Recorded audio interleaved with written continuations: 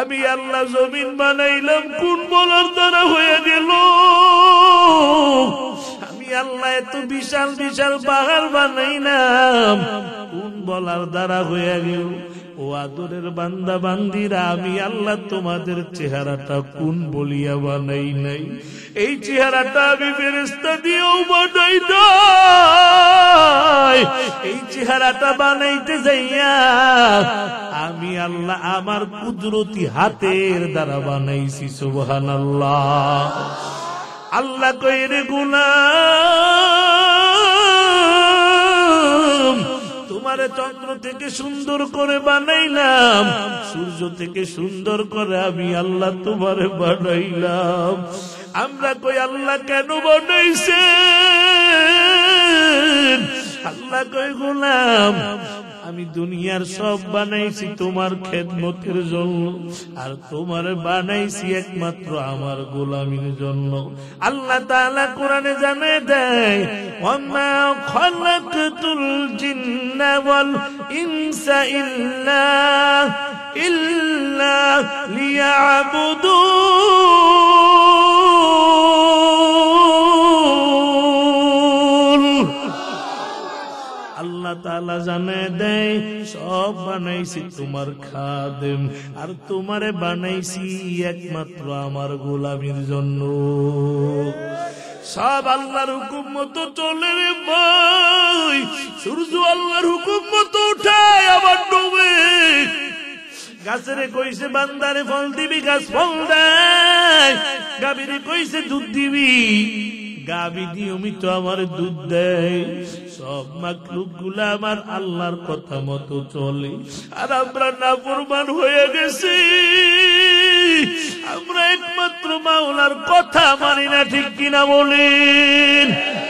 ও নবীর উম্মতের দল, আল্লাহ কোরআনের মধ্যে বলেন, অতীন والزيتون وطور سينين وهذا البلد الأمين لقد خلقنا الإنسان في أحسن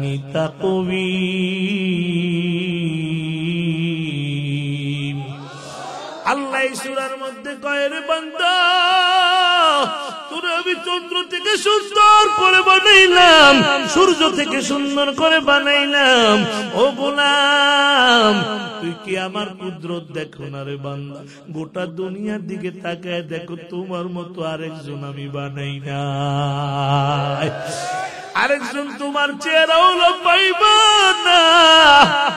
এ নেত্রকোনার মুসলমান, ও কলমা কান্দার মুসলমান গো, আল্লাহ কয় তাকায় দেখো, তোমার বিরুদ্ধে আঙ্গুলের দিকে তাকায় দেখো, আঙ্গুলের মধ্যে একটা নকশা বানিয়ে দিছি। সুবহানাল্লাহ কইতেন, এমন নকশা বানাইছি আমি আল্লাহ, এমন নকশা বানিয়ে দিছি তোমার সিগনেচার নকল হয়ে যায়, দস্তখত জাল হয়ে যায়। তোমার আঙ্গুলের টিপ কোনদিন নকল করতে পারবে না।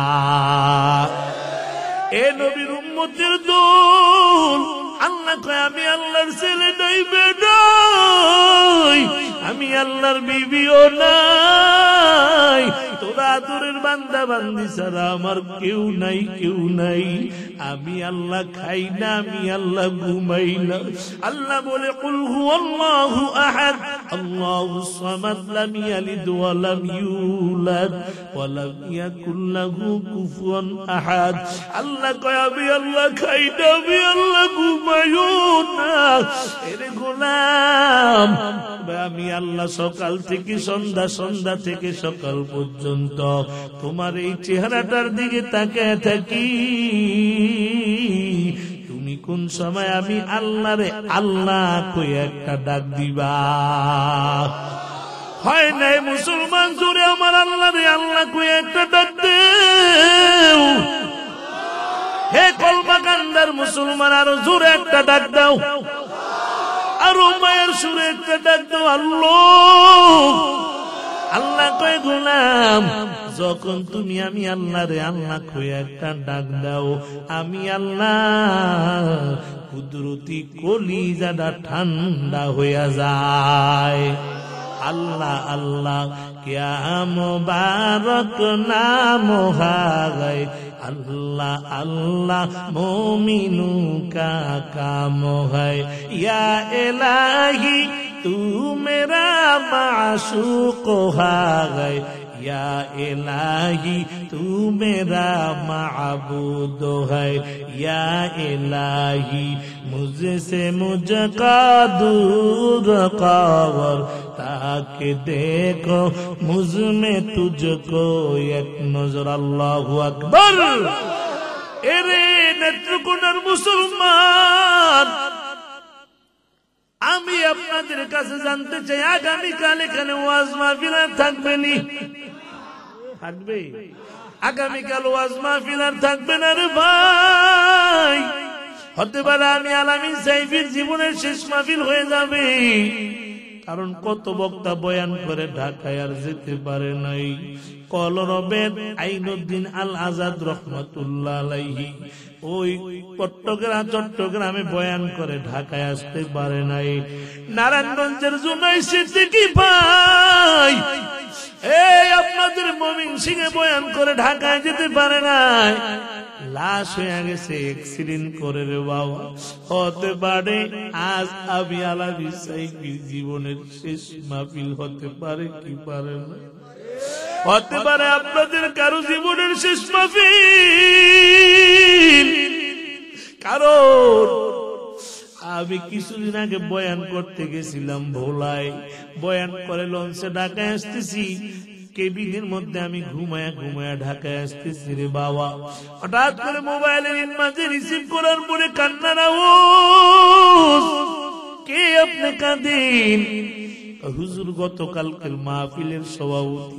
আমি কি বাজান কেন আপনি কান্না করেন? হুজুর একটু দোয়া করবেন, গত রাত্রে আপনার ডান পাশে বৈশা যেই যুবকটা বয়ান শুনছিল ভোর রাত্রে স্ট্রোক করে দুনিয়া থেকে বিদায় হয়ে গেছে। এই জন্য বলি ভাই, এরে যুবক বাইরে ঘুরে ঘুরে সময়টা কাটাইস না রে যুবক। আয় আয় আয়, জীবনে ঘুমাইয়া ঘুমাইয়া কত সময় কাটে দিলি, আজ একটু ওয়াজের ময়দানে আয়। এখনো ময়দানে অনেক জায়গা খালি রে বাবা। মায়ার নবী জানে দেয় এই ময়দানে আসার পরে আমার আল্লাহ প্রত্যেকটা বান্দার আমল নামায় কমপক্ষে 50,000 করে নেকি দিয়া দিবি। ও পর্দার আড়ালের মা, ও কলমা কান্দা এলাকার মা গো, ও মা, জীবনে কত রাত ঘুমে ঘুমে কাটাইছো রে মা, কত রাত গল্প করে করে কাটাই দিল। ও কলমা কান্দাই এলাকার মারা, আজ একটু বালিশের সাথে মাথা লাগায় বয়ানটা শোনো রে মা। হতে পারে একটা কথা হেদায়েতের কারণ হয়ে যাবে। এর নবীর উম্মত, আপনাদের সম্মুখে পবিত্র কালামুল্লাহ শরীফ থেকে একখানা আয়াতে কারিমা তেলাওয়াত করেছি। পয়গম্বর আরবি সাল্লাল্লাহু আলাইহি ওয়াসাল্লামের অসংখ্য অগণিত হাদিস মুবারক থেকে ছোট্ট একখানা হাদিস তেলাওয়াত করলাম। আল্লাহ যদি তৌফিক দেয় এই আয়াত এবং হাদিসের আলোকে কিছু কথা বলার জন্য চেষ্টা করব ইনশাআল্লাহ।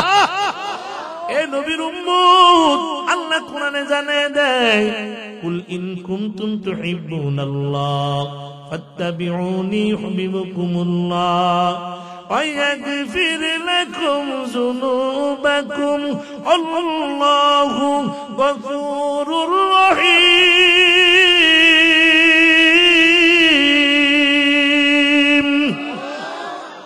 আল্লাহ তাআলা জানায় দেয়, ও নবী উম্মতের জানায় দেন, যদি আপনার উম্মতেরা আমি আল্লাহকে ভালোবাসতে চায়, আমি আল্লাহকে যদি পেতে চায়, তারা যেন আপনার অনুসরণ করে। সুবহানাল্লাহ।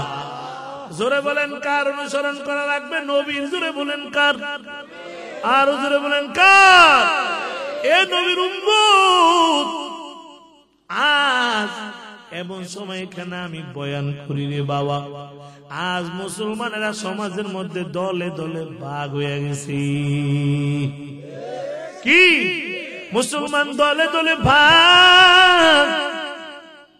একদলকে এখানে হাত বানবো, আসেনি? আরেক দল কয় নাবির নিচে বানবো, আরেক দল কয় জোরে আমিন কুমু, একদল কয় খাড়ায়া পড়মু। কথা কয় না, কথা কয় না। একদলকে খাড়ায়া যাবো, আরেক দলকে বয়ে যাবো। দলে দলে ভাগ আছে না নাই? এ নবীর উম্মত, এর মধ্যে দুইটা দল বড় মারাত্মক। এই দুইটা দল নিয়ে আমি একটু আলোচনা করে আপনাদেরকে বুঝাইতে চাই। বর্তমানে এমন একটা জমানা চলে, বাবা নবী চলে গেছেন, 1450 বছর হয়ে গেছে। এখন ইমান টিকানো মুসলমানের বড় কষ্ট হয়ে গেছে। নবী বইলা গেছে এমন একটা সময় আসবে আগুনের কয়লা হাতে রাখা সম্ভব হবে, কিন্তু ইমান টিকানো সম্ভব হবে না। দুইটা দল ইমান সুর, ইমান সুর, ইমান সুর বাইরে হয়ে গেছে। কিছু ইমান শেষ, সব শেষ। যার ইমান নাই তার কিচ্ছু। ইমান সুর বাইরে গেছে দুই দল। এর মধ্যে একটা দল শুধু আমল শুধু কমায় কমায় কমায়, একটা দল বাইরে। আপনাদের কাছে জানতে চাই, আপনারা বেতের নামাজ কয় রাকাত পড়েন? সবাই কয় না? 3 রাকাত পড়েন, আমিও 3 রাকাত পড়ি। কিন্তু একটা দল বাইরে এসে সমাজের মধ্যে ঢাকায় বিভিন্ন জায়গায় বের হয়ে গেছে। ওরা কয় বেতের নামাজ নাকি 3 রাকাত না, বেতের নামাজ নাকি 1 রাকাত। এ নবীর উম্মত, তারাবি আপনারা কয় রাকাত পড়েন? 20 রাকাত পড়েন, আমিও 20 রাকাত পড়ি রে মুমিন। কিন্তু একটা দল বাইরে এসে ওরা কয় তারাবি নাকি 20 রাকাত না, তারাবি নাকি 8 রাকাত। ওরা শুধু আমল কমায়। ওরা কয় জুমার নামাজের আগে নাকি কোনো সুন্নত লাগে না। ওরা আমল খালি কমায়। আমাদের এক বক্তায় ওদের নাম রাখছে নাফিদ। কি রাখছে? এই জোরে কয় না, কি রাখছে? নাফিদের কাজ হলো কমানো। চুল বড় হইলে আমরা নাফিদের কাছে যাই না, নাফিদ কমায় দেয়। কথা কয় না। তো ওরা খালি কমায়। এই এক দল। দ্বিতীয় আরেকটা দলের পরিচয় দিই। এই দল হলো যেখানে উষা উষা কবর দেয় যায়, সেজদায় বোঝা যায়। কথা কয় না, কবর থাকলে আর এসকো থামাইতে পারে না, সেজদা দিয়া লাই। কি রে সেজদা দশটা কয়, এটা কি আসল সেজদা দিছি না তাজিমি সেজদা দিছি? তাজিমি সেজদা দাও তুমি কবরে। মুসলমান এই কপাল আল্লাহর দরবারে ছাড়া কারো কাছে নত করতে পারে না, ঠিক কিনা বলেন? মাজারে সেজদা দেওয়া জায়েজ না হারাম? জোরে কন। এই দল খালি আমল বাড়ায় নেয়, মন চাইলে আমল একটা বানায় চালায় দেয়। কথা কয় না কা? আসেনি আপনার এলাকায়? মন চাইলে আমল বাড়ায় নেয় দুই দল। এক দল কমায়, আরেক দল বাড়ায়। দল কয়টা? প্রশ্ন করতে পারেন আলামিন চাইবি বাড়াইলে কমাইলে সমস্যাটা কি? একটা উদাহরণ দিলে আপনারা বুঝবেন। আপনাকে এলাকায় যদি কেউ চোখে কম দেখে, তাইলে চোখের মধ্যে কি লাগায়? সবাই কয় না ও কি লাগায়? আপনাকে এখানে সবচেয়ে বড় বাজারের নাম কি? আশেপাশে আরো বাজার আছে না? কলমাকান্দা। আচ্ছা, কলমাকান্দা বাজার। মনে করেন আপনার উদাহরণ দিচ্ছি, কিন্তু আপনার এলাকার এক লোকে চোখে কম দেখে, সে কি করলো? কলমাকান্দা বাজারে গেল, যায় কয় ডাক্তার আমি চোখে কম দেখি, আমার একটা চশমা দেন। ডাক্তার কয় কেমন চশমা দিমু? এবার উনি কয় এমন একটা চশমা আমারে দিবে যেন আমি সব ছোট জিনিসগুলা বড় দেখি। ছোট জিনিস, ছোট জিনিস। ডাক্তার চশমা দিয়ে দিছে। বেচারা বিকাল বেলা নতুন চশমা দিয়া বাজারে গেছে মাছ কিনতে। মাছ আপনাদের এলাকায় ছোট ছোট ইলিশ মাছের কি বলেন আপনারা? ঝাটকা। কি বলেন? ঝাটকা। উনি গেছে ইলিশের বাজারে, আবার কলমাকান্দা বাজারে গেছে মাছ কিনতে বিকেল বেলা। যায় ইলিশের বাজারে গিয়ে দে আজকে কোন বাজারে ঝাটকা নাই, সব বড় বড় 2 কেজি ওজনের ইলিশে বাজার ভরপুর হয়ে গেছে। কিসের কেরামতি? জোরে কয় কিসের কেরামতি? মনে মনে কয় কি রে, এত বড় ইলিশ তো জীবনে আমাকে কলমাকান্দা বাজারে দেখি নাই। কোথেকে আসলো? একজনের জিজ্ঞাসা, ভাই কত ইলিশ কত? কয় মাত্র 600 টাকা কেজি। এত সস্তা? এগুলা না কিছুদিন আগে আমরা 2200 টাকা করে কেজি কিনছি। দে দে আমার 4 কেজি দে, 4 কেজি দে। কয় কেজি? সস্তা ভাই বুঝতে বইরা নিয়ে আসছে। এবার বাড়িতে এসে কয়, বিবি রে তাড়াতাড়ি দরজাটা খুইলা দাও, বড় ইলিশ নিয়ে আসছি। এত বড় ইলিশ আনছি আমি জীবনে কিনি নাই, তোর আব্বাইও কিনে নাই। বিবি তাড়াতাড়ি দরজা খুলছে, খুইলা বস্তার মুখ খুইলা দে, সব ঝাটকা। সব কি? বুড়ির মেজাজ গরম হয়ে গেছে। বুড়ার বুড়া কিসের ইলিশ আনছে? এগুলি সব ঝাটকা। বুড়াকে একটা সরপায় দাঁত ফালাই দিব, আমি নিজে চোখে দেখে আনছি। কথা কয় না। দুইটা লাগছে মারামারি। এমন মারামারি লাগছে, পাশের ঘরের মানুষ আছে দৌড়ে, কি বুড়া বুড়ি বুড়া কালে কি লে মারামারি করেন। বুড়ি কয়ে দেখো না ঝাটকা আনছে। আয়া কয় বড় বড়ি, আমার বাপে বলে জীবন আনে নাই। পাশের ঘরের লোকেরা কয় কি চাচা না সব তো ঝাটকা লইছেন, গায়কার তোমারও মাইর দিব, আমি নিজে দেখে আনছি না, আপনি দেখেন না। বুড়ে কয় কি রে, সবাই তো আর ভুল কইতে পারে না। বুড়ে চশমাটা খুললে দে, সব ঝাটকা। সব কি? বুড়িয়ার শান্তি গরম হয়ে গেছে। আবার দৌড় কলমাকান্দা বাজারে, এবার দৌড়ে গেল। যায় কয়, ডাক্তার চশমাটা তাড়াতাড়ি পাল্টায় দেন, এটা দ্বারা হবে না। ডাক্তার কয়, কেমন চশমা দিব? এখন এমন একটা চশমা দিবেন যেন আমি সব বড় জিনিসগুলা ছোট দেখি। এবার চশমার কেরামতি কি? বড় জিনিস। বিকাল বেলা রওনা করছে বাজারে। বুড়িয়ার বাড়ির দরজা একটা খাল আছে, খাল খাল চিনেন নিয়মের। এই খালের মধ্যে বাঁশের সাকুর দিয়া ফাড়ায় ফাড়ায় প্রত্যেক দিন বাজারে যায়। বুড়িয়া আজকে আসরের পর খালের কিনারা যায় দাঁড়াইছে। চশমা দিয়া দেখে খাল আগের মতো নাই, একেবারে চিকন ছোট হয়ে গেছে। লাভ দিয়েই পার হইতে পারবো, লাভ দিয়া পার হইতে পারবো। বুড়িয়াকে খাইছে জীবন একটা খেলা দেখাবো আজকে আমি, একটা ইতিহাস কইরা যাবো। কি ইতিহাস? এই খাল আমি লাভ দিয়া পার হয়ে গেছি, ইতিহাস করে রেখে যাবো। এই বুইরাই শীতের মধ্যে কোট মোট ধৈর দিছে, একটা লাভ পড়ছে খালের মাঝে টুকবুড়ায়া। কই পড়ছে? কোথায়? শীতের মধ্যে খালের মধ্যে পড়লে কেমন লাগে? বুড়া এবার পোটকা মাছের মতো হয়ে গেছে। নাতিরা পাশে ক্রিকেট খেলায় দৌড়ে আসছে। আইসা কয়, দাদা ভাই, ও দাদা ভাই, কি করেন আপনি? বলে কি? কয়, আপনি কিছুদিন আগে ঘরের মধ্যে লাগাইলেন মারামারি, এখন আমার আপনি এখন খালের মধ্যে ডুইবা আপনি মরতেছেন, কারণ কি? বলে, আমি তো দেখি এই খালটা ছোট হয়ে গেছে। নাতিরা কয়, না না, খাল তো আগের মতই আছে। এবার চশমা খুইলা দেখে খাল আগের জায়গায়। বুড়িয়ার মেজাজ ডাবল গরম হয়ে গেছে।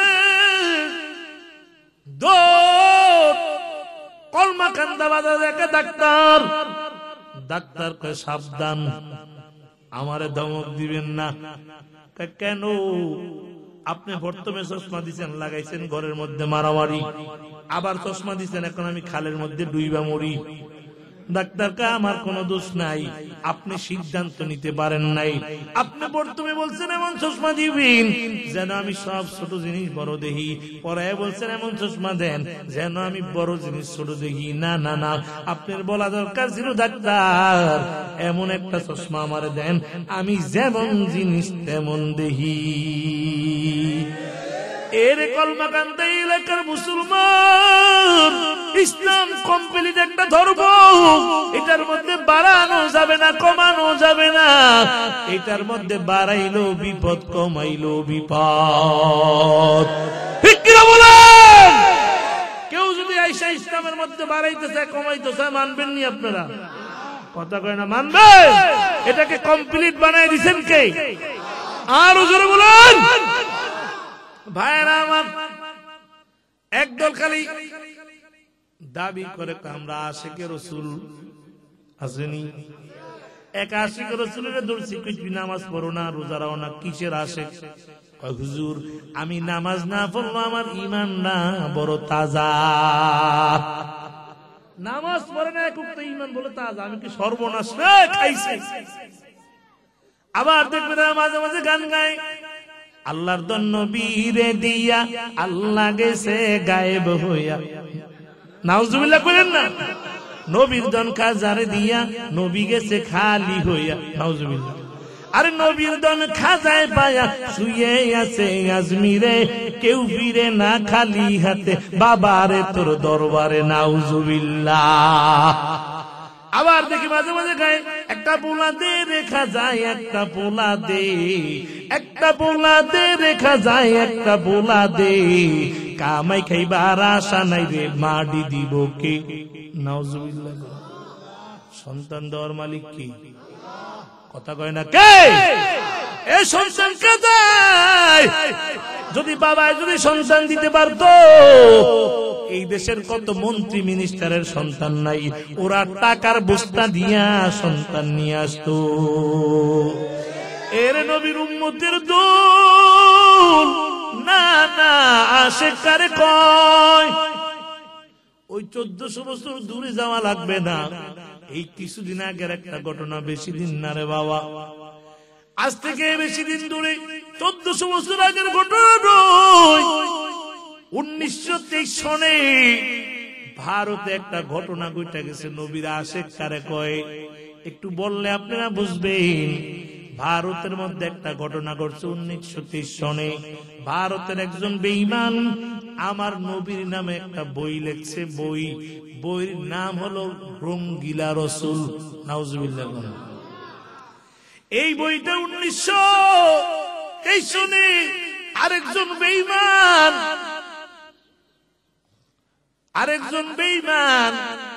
তার নাম হলো রাজপাল। এই রাজপালে এই বইটা ছাপায়া মানুষের মধ্যে বিতরণ করে। এই বই যখন মানুষের দ্বারে দ্বারে পৌঁছে গেল, মুসলমানের কলিজায় রক্ত খনন আরম্ভ হয়ে গেল। এই বইয়ের মূল হলো আমার নবীর চরিত্র নাকি ভালো না, নবীর চরিত্র নিয়ে বাজে মন্তব্য এই বইয়ের মধ্যে করেছে। এই বই যখন মানুষের দ্বারে দ্বারে সরে গেল,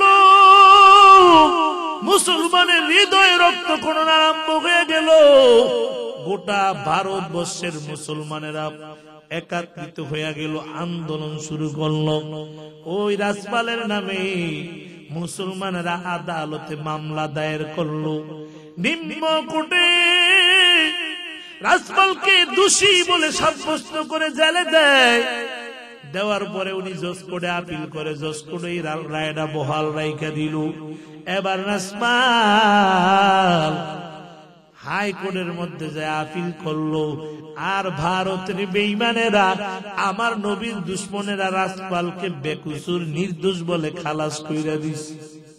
ওরা কয় রাজপালের এটা মনের অধিকার, উনি প্রকাশ করতে পারবে। যখন রাজপালকে খালাস কইরা দিল, মুসলমানেরা ভারতের মধ্যে আবারও জাগ্রত হইয়া গেল রে বাবা। মুসলমানেরা ও আমার নবীর অপমান করবে, আর ওই নাস্তিক বেঈমান বাইরে ঘুরবে, এটা হতে পারে না। মুসলমান বিচার না পাইয়া, তখন তো ব্রিটিশ সরকার ক্ষমতায়, হিন্দুদের চাপের কারণে ওরাও সঠিক বিচারটা করতে পারে না রে বাবা। এবার মুসলমান আন্দোলন শুরু করলেন। আবার ওই ভারতের একটা যুবক নাম হলো ইলমুদ্দিন, রাজমিস্ত্রির সন্তান, 19 বছরের একটা বালক রে বাবা। কলমা কান্দার যুবকরা একটু শুনে নাও, যুবকের ইমানের কি পাওয়ার। 19 বছরের ইলমুদ্দিন নামাজ পড়তে গেছে। আল্লামা শাহ আতাউল্লাহ বুখারী রহমাতুল্লাহ আলাইহির মসজিদে নামাজে গেছেন বন্ধুদের সাথে। হযরত বয়ান করতেছেন, চোখের পানি গুলা পড়তেছে, কারণ নবীর দুশ্মন জেল থেকে বাইর হয়ে গেছে। নবীর দুশ্মনের বিচার বুঝি পাই নাই। আতাউল্লাহ বুখারী রহমাতুল্লাহ আলাইহি কান্না কণ্ঠে মসজিদের মধ্যে বক্তব্য দিলেন, বয়ান দিলেন। বাবা, ওই রাজমিস্ত্রির সন্তান ইলমুদ্দিন বয়ানটা যখন শুনলেন, আমার নবীরে নিয়া রাসপাল বেঈমান একটা বই প্রকাশ করেছে। এটা শোনার পর ঈমানটা কত তাজা, মসজিদ থেকে বাইর হইয়া একজন কামারের দোকানে যাইয়া 1 রুপিয়া দিয়া একটা ছুরি ইলমুদ্দিন কিনলেন। এবার ছুরিটারে লুকাইয়া ওই লাহোরে দৌড়ই, লাহোরে রাসপালের বই লাইব্রেরি, লাহোরের মধ্যে রাসপালের লাইব্রেরি আছে। এই ইলমুদ্দিন ছুরিটা লইয়া লাহোরের ভিতরে চইলা গেল। যায় কয়, রে মুসলমান ভাই, আমার নবীর দুশমন রাসপাল কই, ওরে একটু দেখাইয়া দে। মানুষ কই, রাসপালের লাইব্রেরির মধ্যে রাসপাল বসে আছে। এবার ইলমুদ্দিন 19 বছরের বালকটা দৌড়ায়া দৌড়ায়া রাসপালের লাইব্রেরির সামনে যায়, কয়, তুমি কি রাসপাল? বলে, হ্যাঁ। আমার নবীরে নিয়ে তুই রঙ্গিলা রসুল বই প্রকাশ করছ? বলে, হ্যাঁ। এই কথা বলতে দেরি ছুরিটা পেটের মধ্যে ঢুকে দিছে। আল্লাহু আকবার। ঢুকে দিয়া সাথে সাথে বেঈমানটারে জাহান্নামে পাঠিয়ে দিছি। পাঠায়া ইলমুদ্দিন ওখানে দাঁড়ায় রয়েছে, পালায় নাই।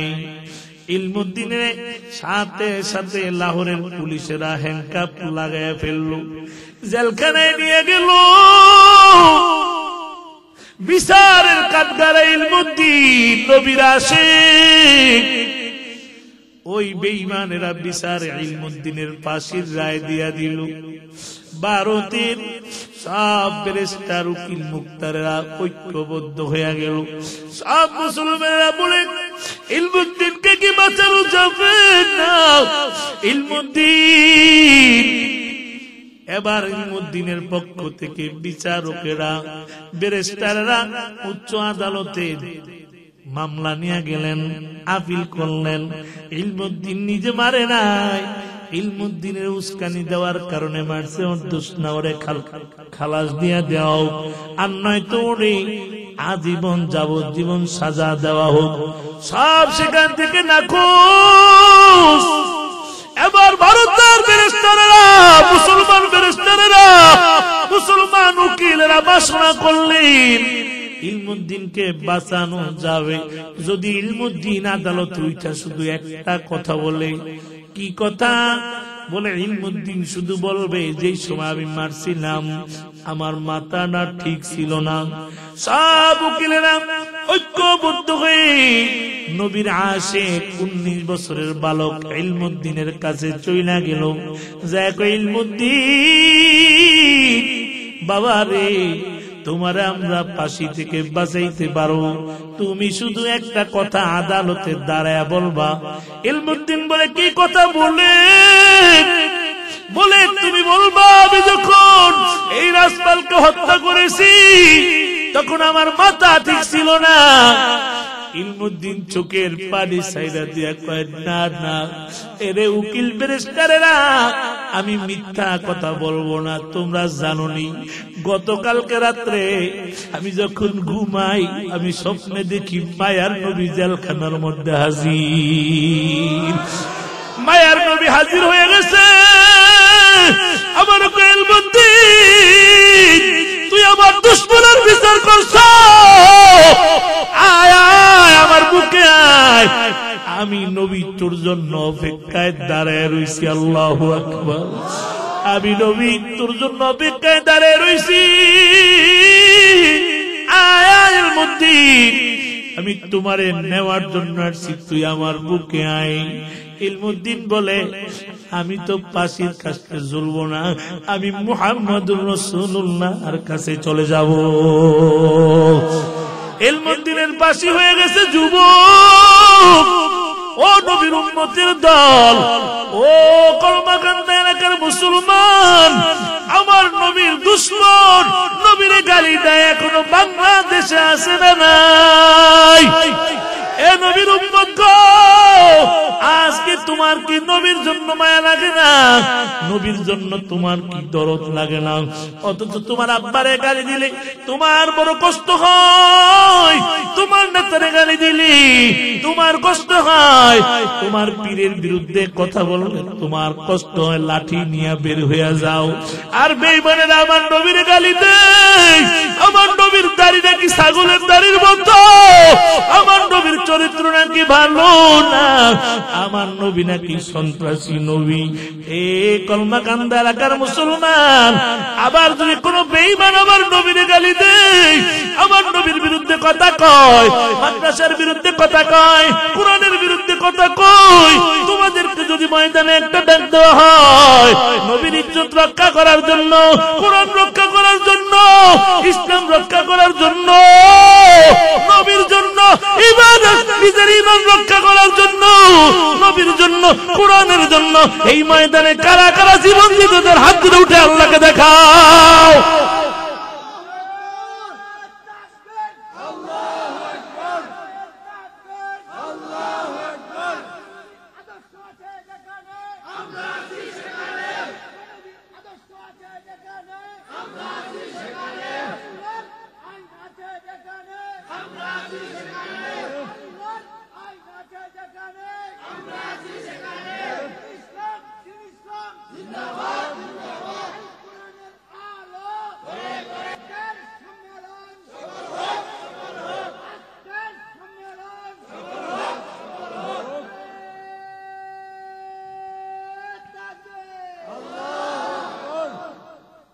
নবীর দুশমন আছে না নাই?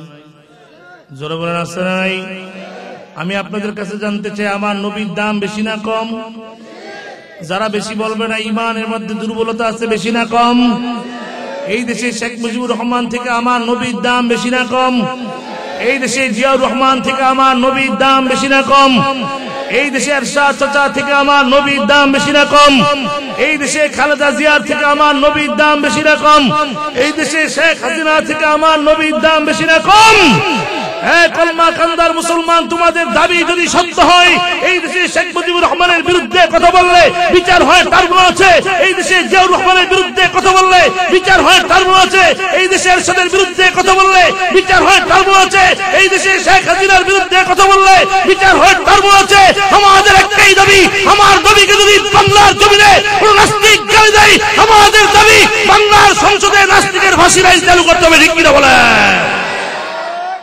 আমি আপনাদের কাছে জানতে চাই, আসাদ নূর আমার নবীরে গালি দেয় বিদেশের মাটিতে বসে, এদিক দিয়া প্রত্যেকটা মুসলমানের রক্ত খনন হয়। ঠিক কিনা বলেন?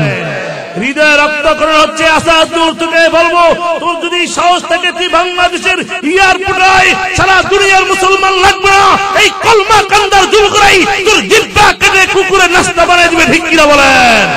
নারে তাকবীর, নারায়ে তাকবীর। আল কোরআনের আলো, আল হাদিসের আলো, ইসলামের শত্রুরা আলেম ওলামা যেখানে, মাহফিল আছে যেখানে, গান বাজনা যেখানে, নারে তাকবীর।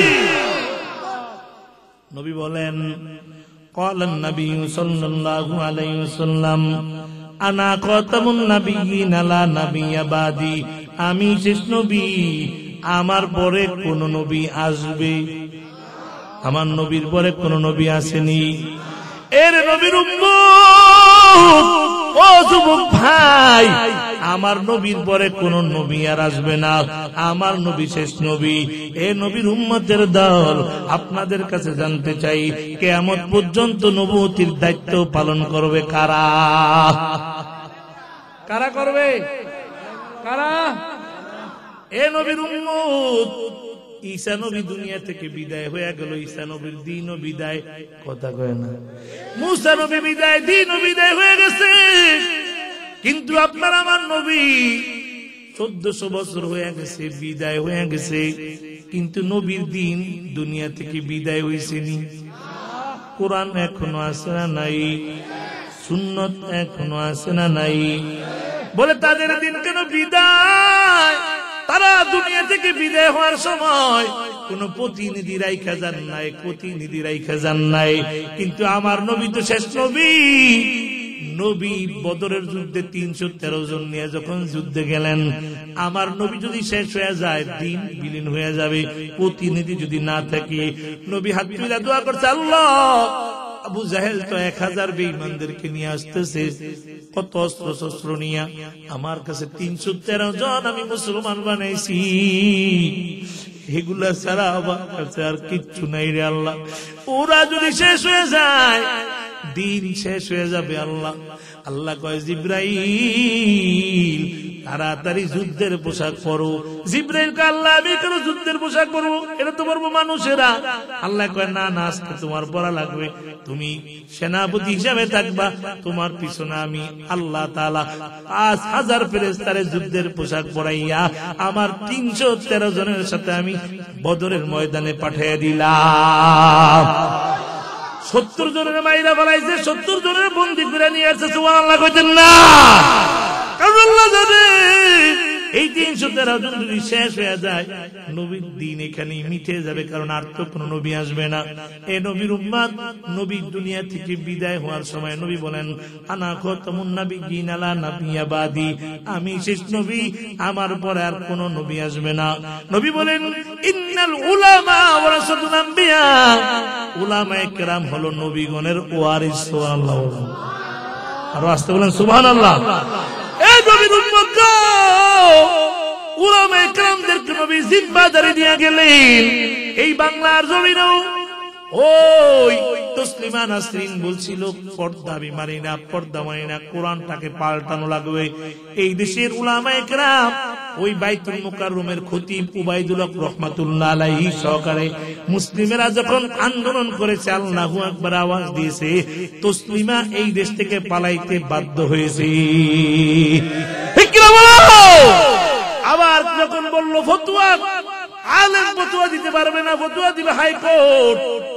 শাইখুল হাদিসের নেতৃত্বে, আল্লামা মুফতি আমিনের নেতৃত্বে এই দেশের উলামায়ে কেরামেরা ময়দানে যখন আওয়াজ দিয়েছে, ওই হাইকোর্টের বাতিল আইন বাতিল হয়ে গেছে।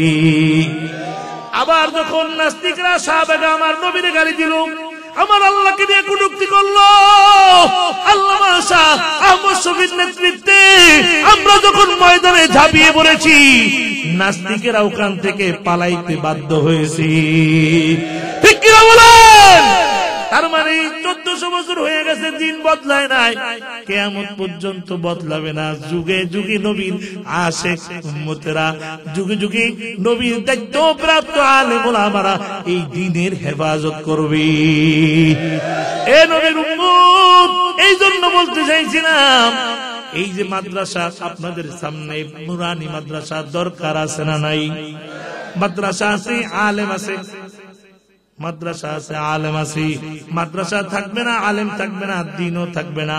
এই মাদ্রাসা কার কার দরকার? হাত তুলে একটু আল্লাহকে দেখাইয়া দেন। নারে তাকবীর, নারে তাকবীর। হাত নামান। তাহাজ্জুদের সময় হয়ে গেছে, এখন প্রায় 1:45 মতো বাইজা গেল। এ নবীর উম্মতেরা, একটা মানুষ মুনাজাত না দিয়া যাবেন না, এখনই মুনাজাত দিয়া দিব। আপনি এত সময় বৈশা রইলেন, মুনাজাত না দিয়ে যদি চইলা যান, কপালটা খারাপ হয়ে যাবে, কারণ আপনি পুরা মাহফিলের বরকত থেকে আপনি মাহরুম হয়ে গেলেন। ঠিক কিনা বলেন?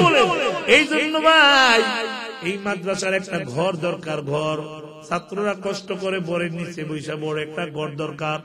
এই একটা ঘরে যদি আপনি, যদি একটা ঘরের মধ্যে যদি 1000 টাকা দিয়ে আপনি সহযোগিতা করেন, আপনি এই ঘর থাকবে, এখানে আলেম হবে, হাফেজ হবে, আপনি আমি থাকবো না, কিয়ামত পর্যন্ত এই মাদ্রাসার থেকে একটা সওয়াবের অংশ আল্লাহ তাআলা আমার আপনার কবরে কবরে পৌঁছাইয়া দিবে। আপনার সন্তানেরা ভুলে যাবে, আপনিও তো নিজে আপনার দাদার নাম জানেন, আপনার পর দাদার নাম জানেন, তারপর আর কারো নাম জানেন না, অথচ আপনি তার জমি ভোগ করেন, তার বাড়িতে থাকেন, কিন্তু তাদের নাম জানেন না। এরে মুসলমান, এমন একটা দিন আসবে আমি আলামিন সাইফির বাড়িতে আমার আত্মীয় স্বজনরা থাকবে, ওরা জানবে না আলামিন সাইফি নামে একটা লোক জমিনে ছিল। আপনার আত্মীয়রা আপনার ভিটার মধ্যে থাকবে, আপনার নাতির ঘরের পুন্তি, পুন্তির ঘরে খুন্তি, খুন্তির ঘরের চুন্তিরা, ওরা আপনার ভিটার মধ্যে থাকবে, কিন্তু ওরা জানবে না আপনার নাম, আপনি যে দুনিয়াতে ছিলেন, ঠিক কিনা? ওরা আপনাকে ভুলে যাবে, দোয়া করা ভুলে যাবে, কিন্তু এই মাদ্রাসার ছাত্ররা পড়াবে, ওরা পড়াবে, ওরা পড়াবে, কিয়ামত পর্যন্ত এই কোরআনটা থাকবে। গ্যারান্টি দিবেন কে? জোরে কোন? এই কোরআনটা থাকবে, এই কোরআনের একটা সওয়াব বরকত আপনার কবরে বসতে থাকবে। কিয়ামতের ময়দানে এই কোরআন আপনাকে সুপারিশ করে করে মাওলার জান্নাতে নিয়ে যাবে।